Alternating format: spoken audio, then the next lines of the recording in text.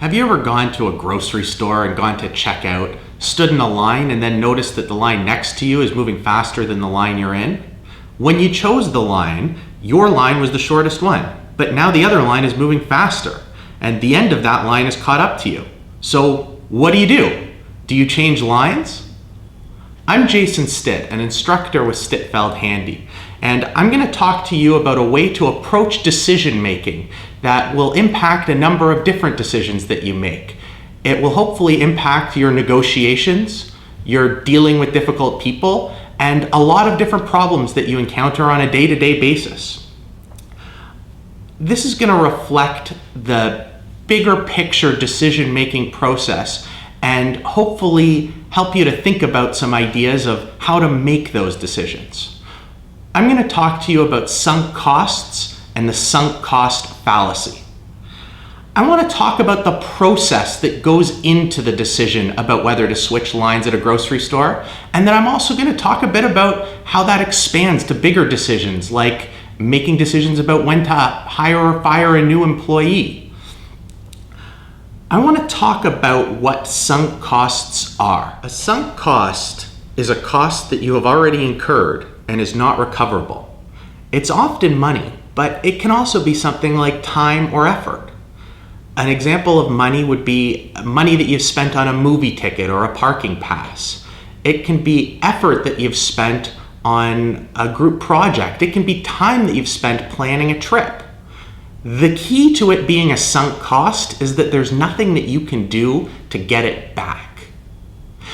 I want to talk about sunk costs and how it ties into a more commonly used phrase and a more common problem that we run into, and that is the sunk cost fallacy.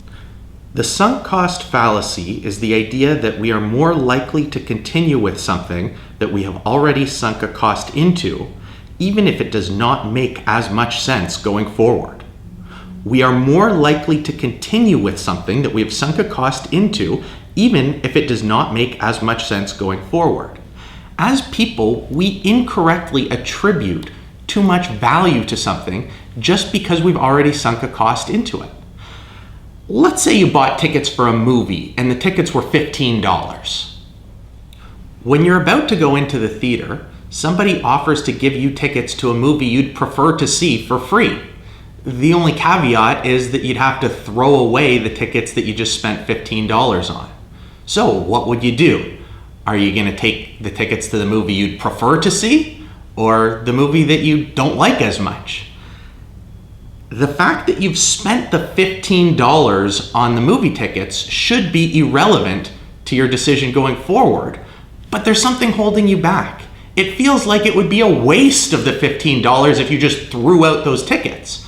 And in real life, people tend to decline the tickets to the movie that they prefer to see, even though the cost for both is the same. The $15 is gone. You're not going to get that money back.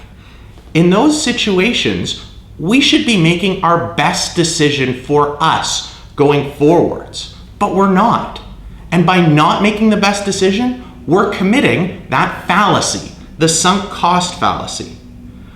When you're making the decisions, I want you to think about what's the best decision for me going forward, rather than thinking about the various costs of time, effort, energy, money that you've already spent. When we're falling into the sunk cost fallacy, we're overvaluing the time or money that we put into something, and we feel like, oh, it'll be a waste if I don't go to that movie that I spent $15 on. Well, I can tell you, it's a waste either way. That money's already spent, it's already gone. That should be considered irrelevant to the decision that you make for you going forward, and make the best decision for you. It's one thing to understand this in buying movie tickets, but I want to talk a bit about how it applies to real life. I'll take you back to the grocery store example from earlier.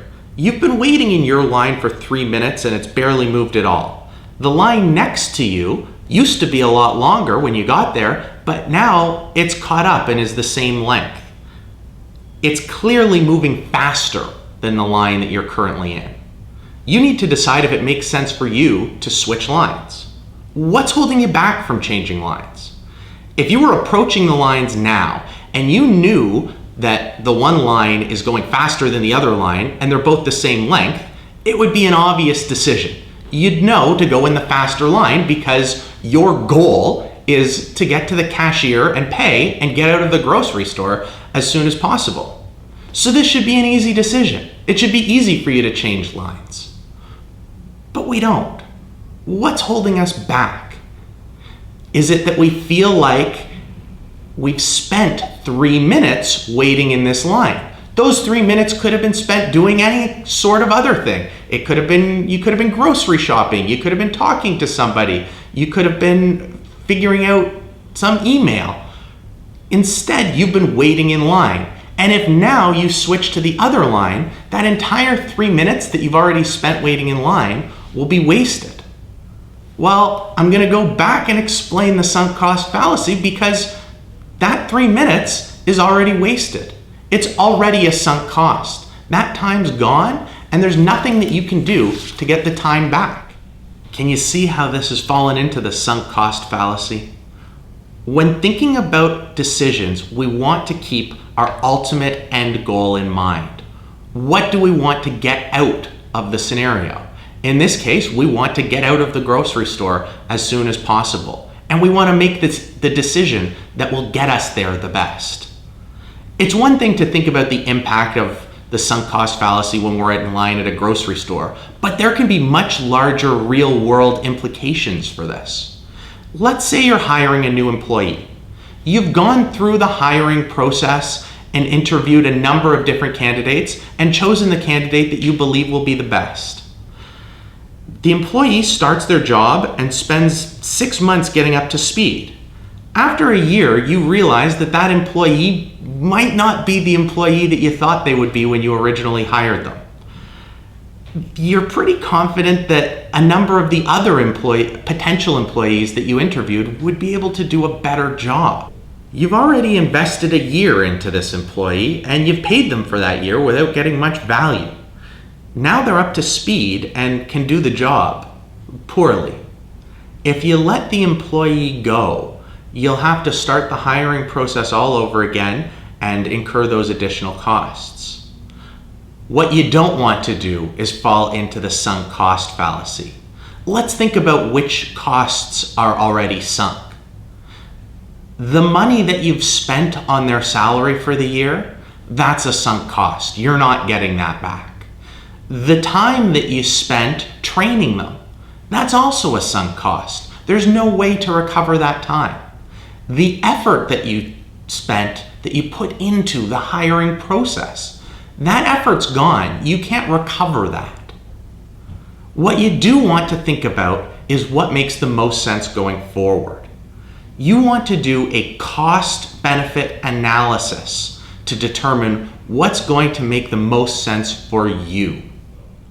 The benefit of the existing person is that they're already trained, and there's going to be no additional cost incurred in hiring and training a new person.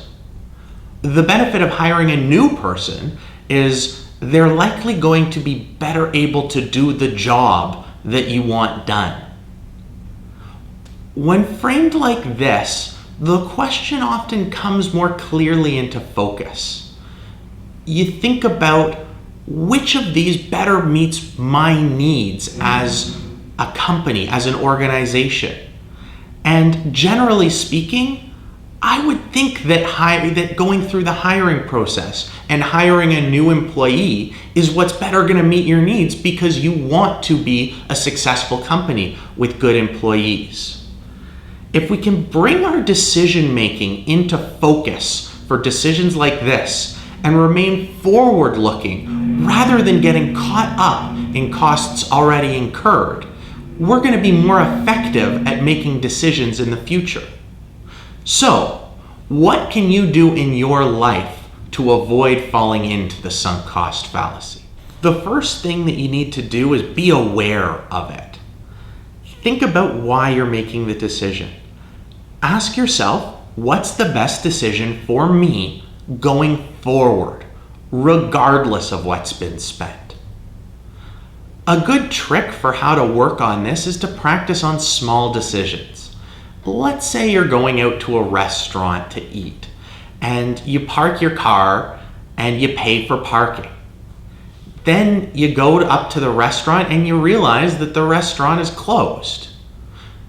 At this point, you need to decide what to do, how to get the food that you want.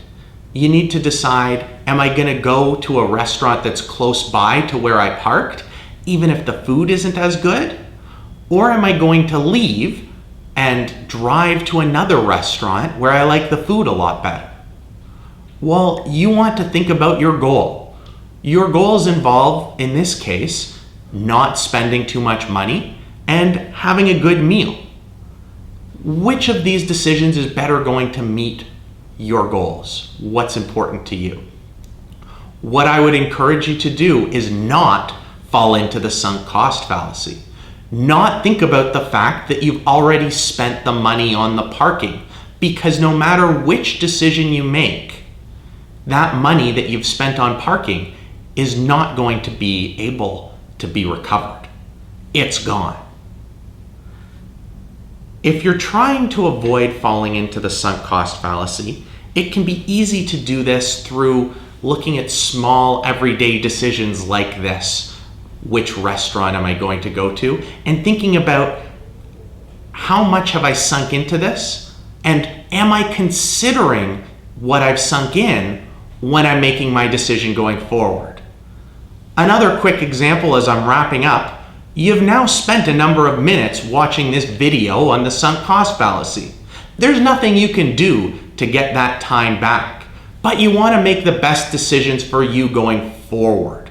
So I'd encourage you to take some lessons away from this video, and remember, think about what you want out of a scenario and not get caught up in what you've sunk in that you're never going to get back.